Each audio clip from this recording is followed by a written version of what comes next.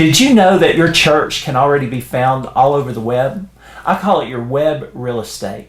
Dozens of sites have already listed you on their platform. Today I'm going to show you how you can go in and claim those listings, take ownership of them, and begin to build your web presence. Now imagine with me that you just get a phone call from a real estate broker that says, you're probably not aware of this, but there's a real estate lot just right down the road that already has your name on it, and it's just waiting for you to claim it. And the best part of all, it's free. All you've got to do is find it, register it, and start building on it. Hey, if I got a call like that, I'm claiming some real estate. Well, that's exactly what's happening on the web today. Web properties that have signs on it saying future home of, and it's got your church's name on it.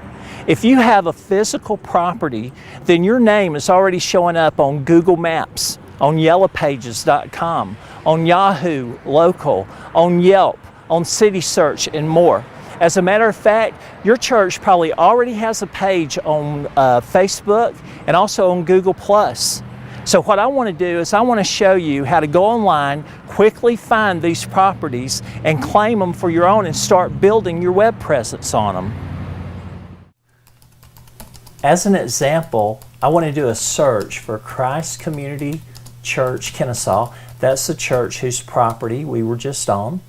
And now here's the results of the search. The first thing, of course, is their website. So if you have a website, you're likely going to have it pop up right there.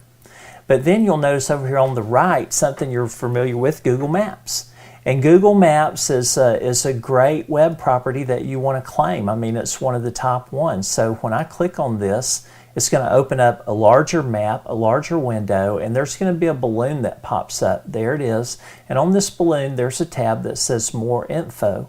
This is where you get to go in, claim this property, and add all kinds of details about your church or ministry.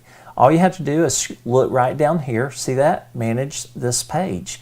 And you would click on that link and begin the process of managing this Google page for your church. Okay, let's go back and see what else is on that first page.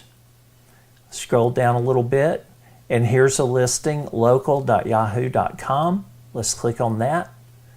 And here we see the church name, the phone number, and the address. But the thing is that you can click right here, edit this business, or edit business details, and you can begin the process of claiming this real estate and adding information about your church. You can add a photo.